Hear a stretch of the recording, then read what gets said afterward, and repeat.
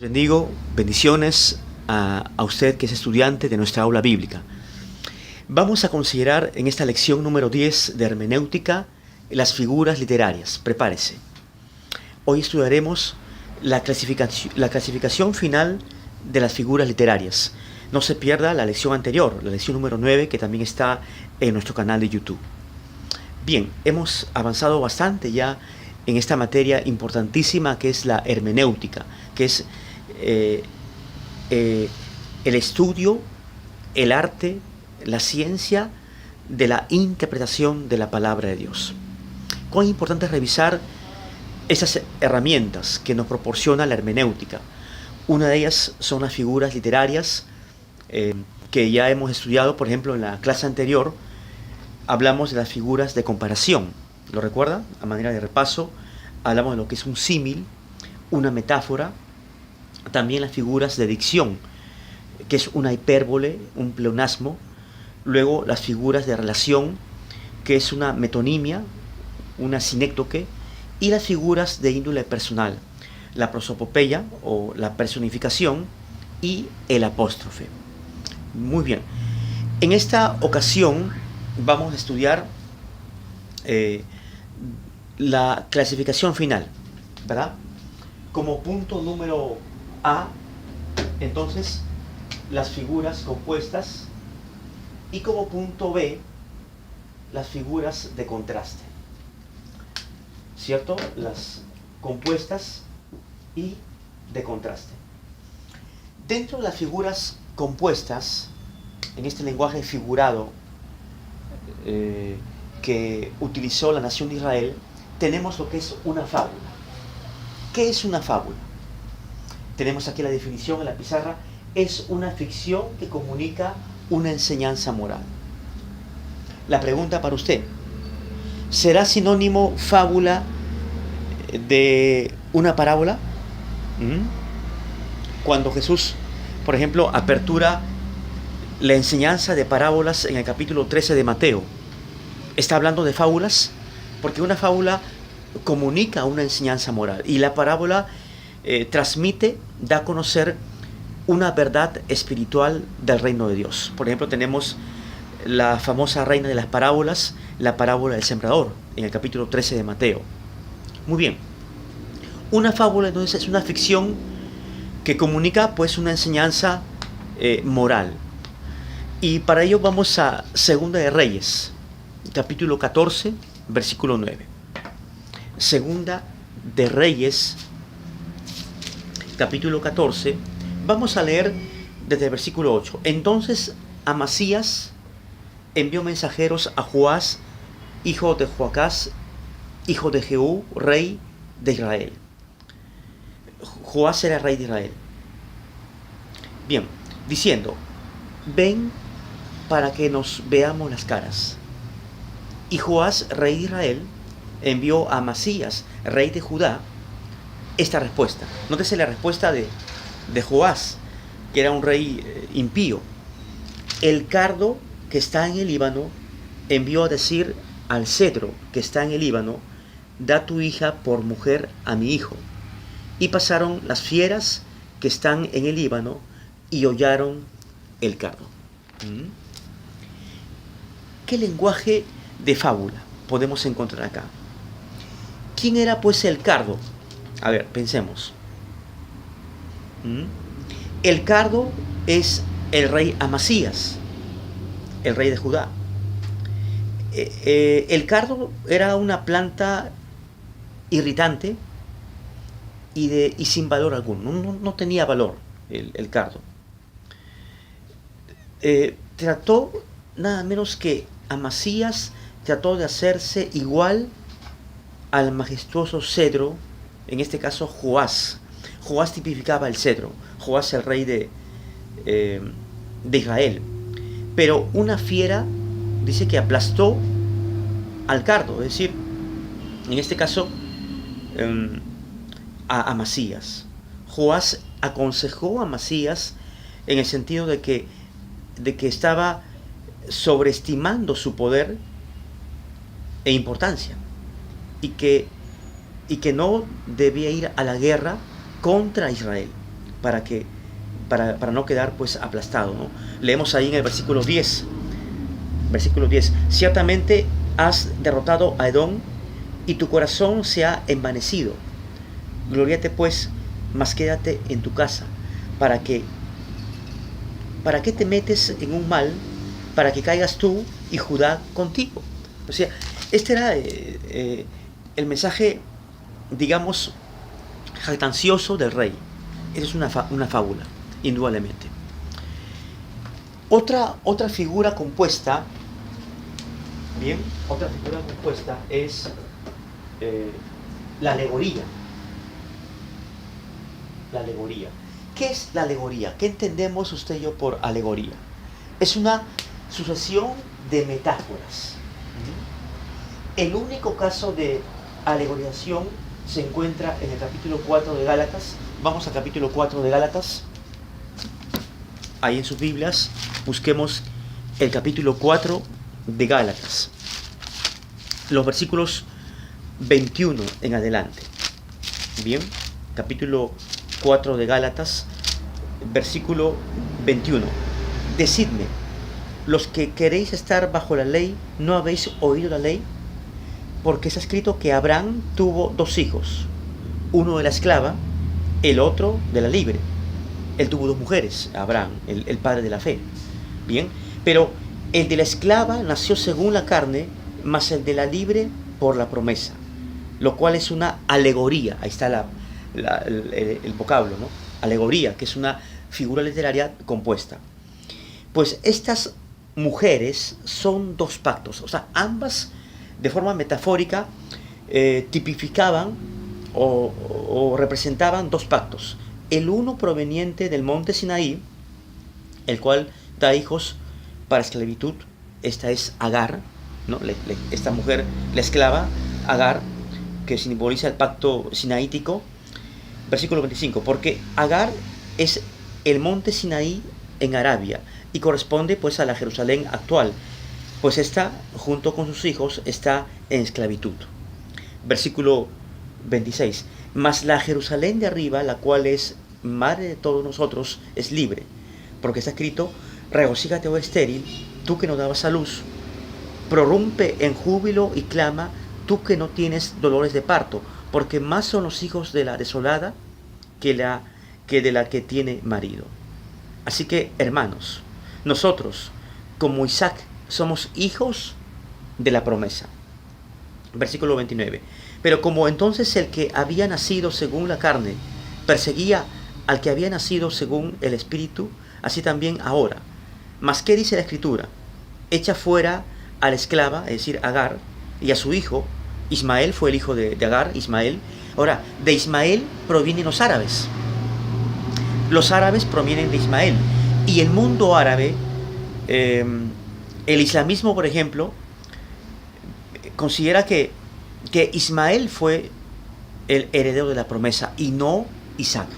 Bueno, esto es por supuesto, un error, ¿no? Un error de ellos. Versículo 30. Mas que dice la Escritura, echa fuera a la esclava y a su hijo, porque no heredará el hijo de la esclava con el hijo de la libre. De manera que, hermanos, que no somos hijos de la esclava, es decir, de Agar, sino de la libre.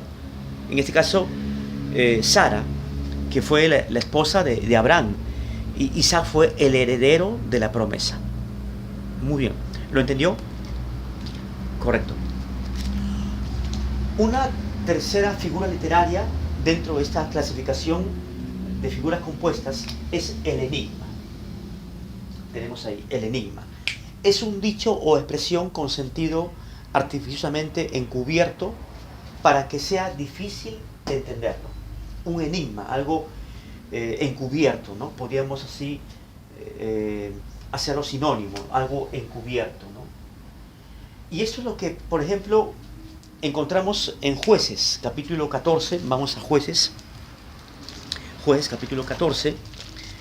Recordemos al juez carnal, Sansón. ¿Lo recuerda? ¿Cuántos recuerdan a Sansón? Una figura muy llamativa, ¿no? Porque sucumbió a las tentaciones de su carne. Sansón. Jueces, capítulo 14.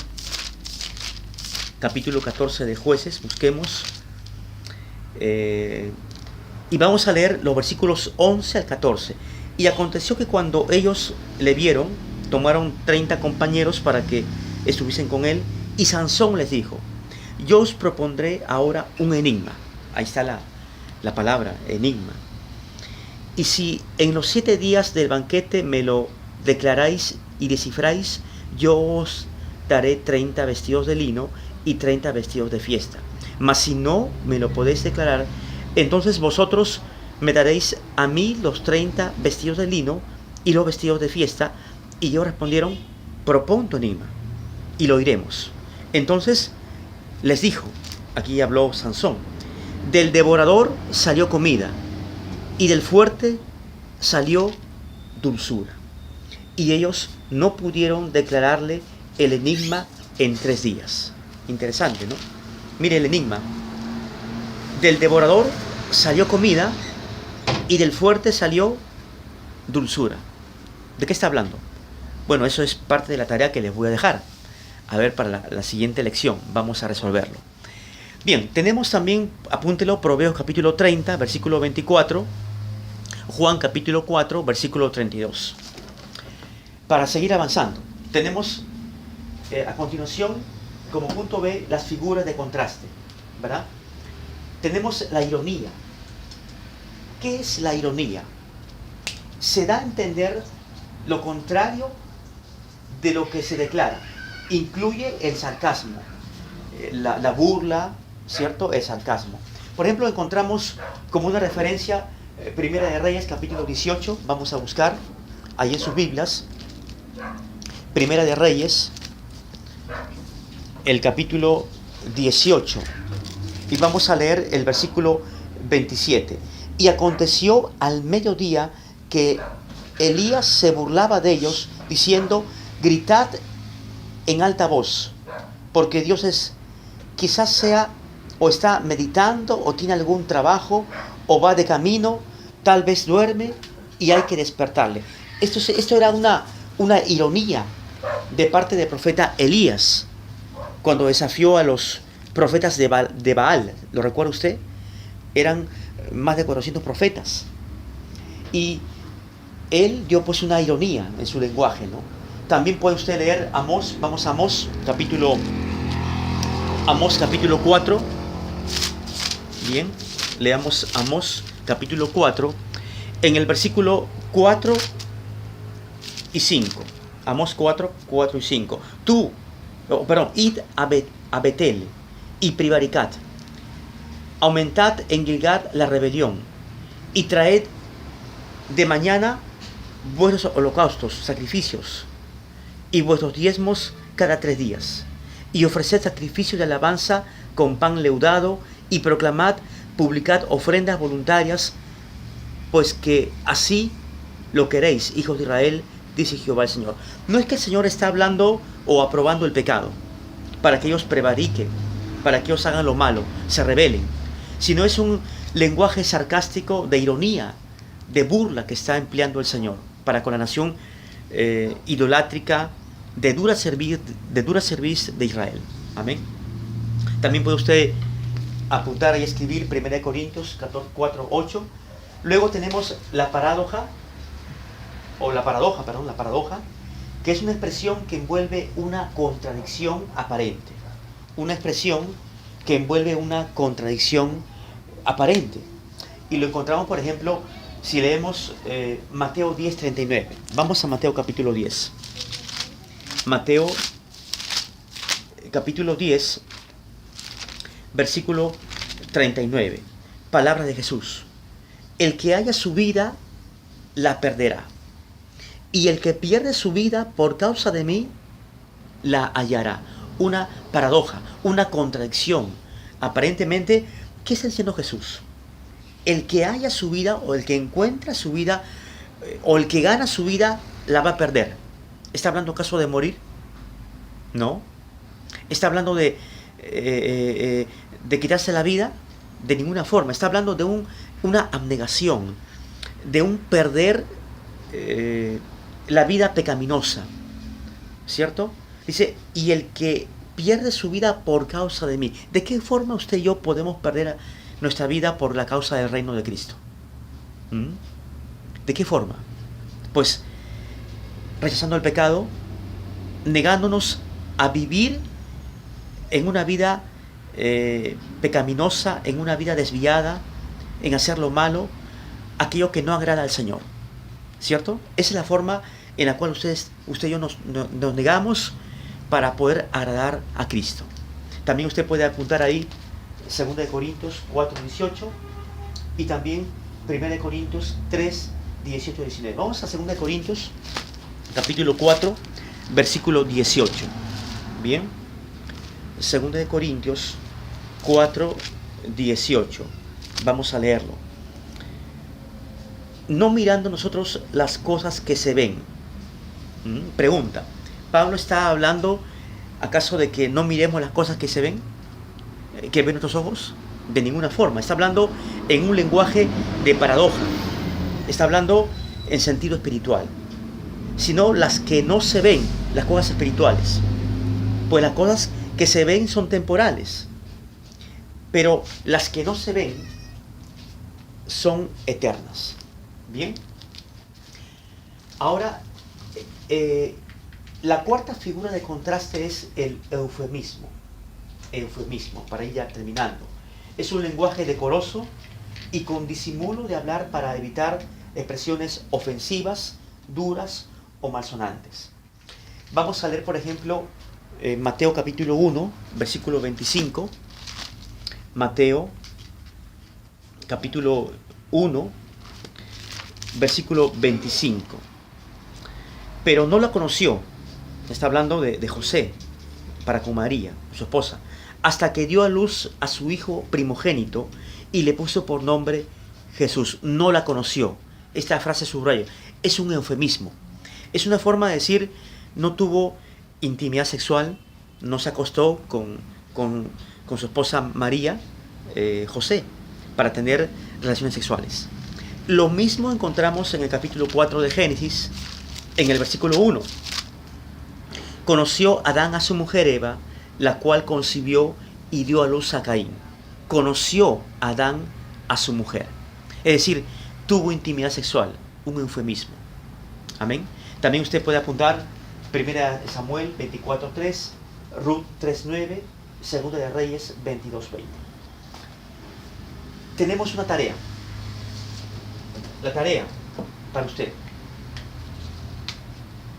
Tarea hermenéutica. Tarea hermenéutica.